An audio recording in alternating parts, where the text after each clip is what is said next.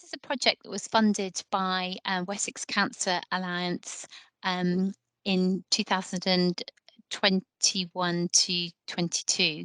And it was based around patients undergoing laryngectomy surgery.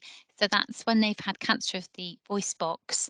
And the surgery itself involves removing the voice box completely and then separating the um, breathing airway from the swallowing tube so that the patient needs to learn how to speak again, but also needs to adjust to an airway and to breathing through a stoma in the neck.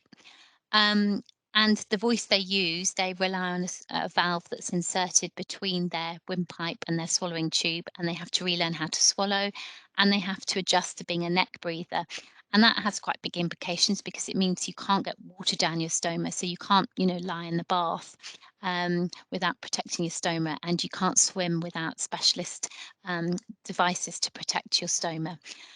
And this is just a diagram of the altered anatomy. So here you've got the stoma or the airway. So that's the windpipe that's brought up to the external point in the neck, and a permanent hole is made there through which the patient breathes.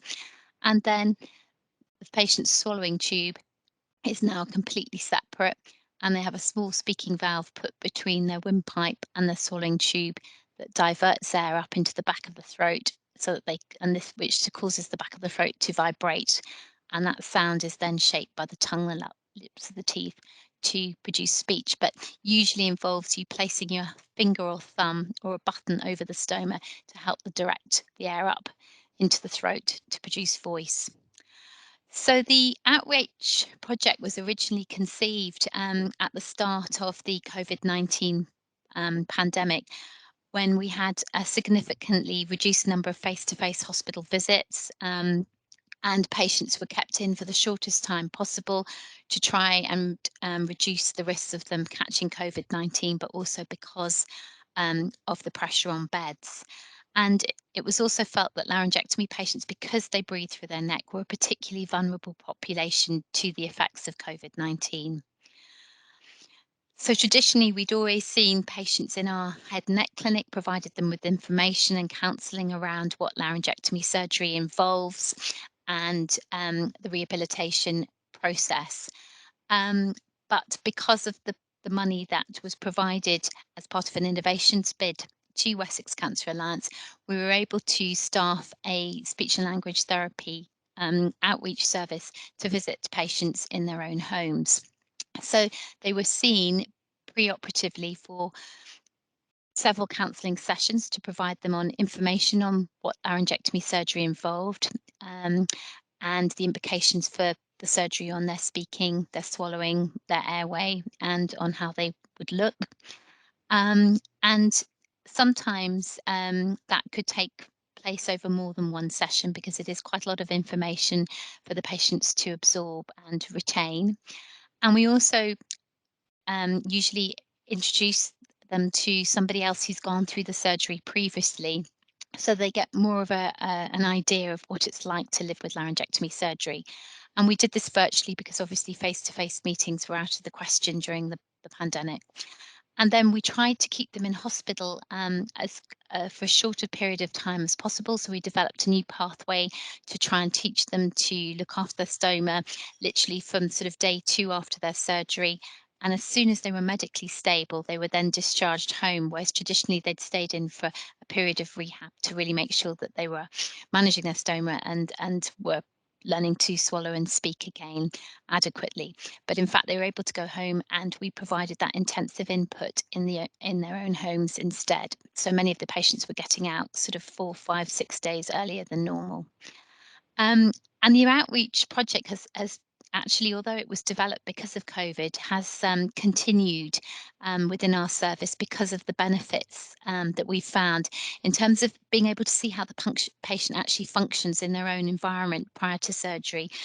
So a lot of our patients are older, and they often turn up to clinic looking as if they're functioning quite well, but in their own home environment you can see sometimes that they are struggling to look after themselves. They don't have good social support. The housing might not be particularly suitable. So all those issues can be addressed and recognised prior to surgery. It's also really useful way of engaging with relatives and carers to see how much help and support they may be able to offer a patient once they come home. And we feel that actually the patient, once they go to consent for surgery and have the operation, are really well informed about what they're about to undertake. So we feel that the consent is much more informed and much more holistic. And also by visiting them at home prior to the surgery and also afterwards, the rehabilitation goals around speaking, swallowing, and airway tend to be a lot more functional. You get much more of an idea about what a patient and what's important to a patient in terms of life after laryngectomy.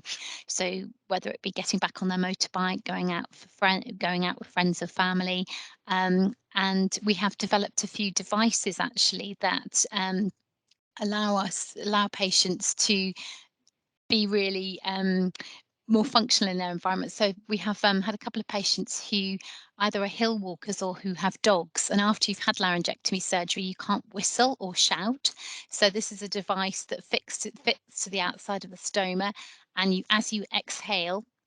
There's a whistle attached to the stoma so that you can whistle really very loudly, and several you can repeat that and make a tune as well if you like, so that you can call your children, call your dog, and also call for help if you're out hill walking. So there's a variety of whistles here, which you just purchased from a shop, but they are attached to this special stoma device that we developed. And the other thing that we developed was the stoma is often very irregular after surgery, and patients also often don't like touching it immediately after surgery. So we used a squash ball and a mold here to develop just a sort of half ball here that helps you to occlude your stoma for speech, but also means that you don't have to touch it directly. So again, as you're adjusting to laryngectomy and adjusting to having a hole in the neck, sometimes a device like this can be really helpful.